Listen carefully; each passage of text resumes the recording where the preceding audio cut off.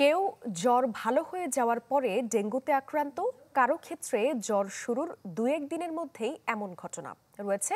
সর্দি কাশির মতো উপসর্গ নিয়ে আক্রান্তের ঘটনাও। চট্টগ্রামে প্রকোপ বাড়তে থাকা ডেঙ্গুর নতুন উপসর্গ বাড়াচ্ছে উদ্বেগ। এমদাদুল হকের রিপোর্ট, ছবি তুলেছেন সেলিমুল্লাহ।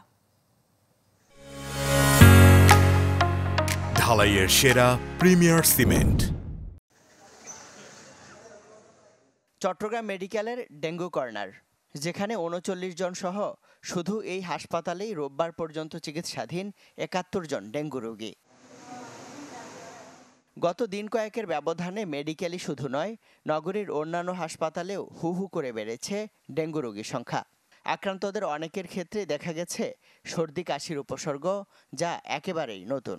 জ্বর, বমি, কাশ এগুলো ছিল।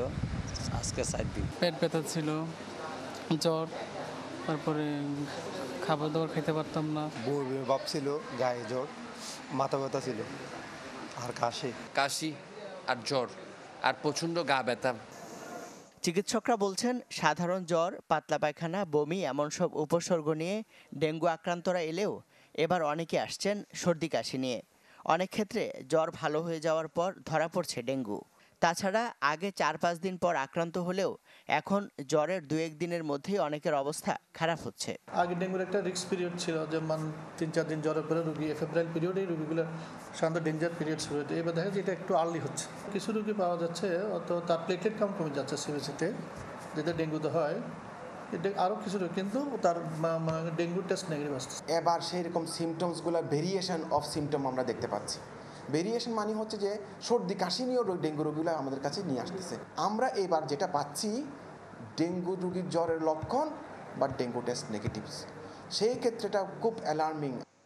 চলতি বছরের শুরু থেকে রোববার পর্যন্ত আক্রান্ত 1151 জন, শুধুমাত্র সেপ্টেম্বরেই 553 জন। এমন বাস্তবতায় বাড়তি প্রস্তুতির কথা জানিয়েছে স্বাস্থ্য বিভাগ। প্রত্যেকটা স্বাস্থ্য কমপ্লেক্স চট্টগ্রাম জেলার মধ্যে সবাইকে সতর্ক করেছি, যাতে ডেঙ্গু রোগী চিকিৎসা ভালোভাবে হয় এবং কোনো ধরনের অবহেলার শিকার না হয়। আমাদের পর্যাপ্ত ওষুধ, পর্যাপ্ত মশারি ব্যবস্থা আছে। চট্টগ্রামে চলতি বছরে এখন পর্যন্ত ডেঙ্গুতে আক্রান্ত হয়ে মারা গেছেন অন্তত 13 জন, এর মধ্যে শুধু সেপ্টেম্বরেই 8 জন। ইমদাদুল হক, চ্যানেল 24, চট্টগ্রাম।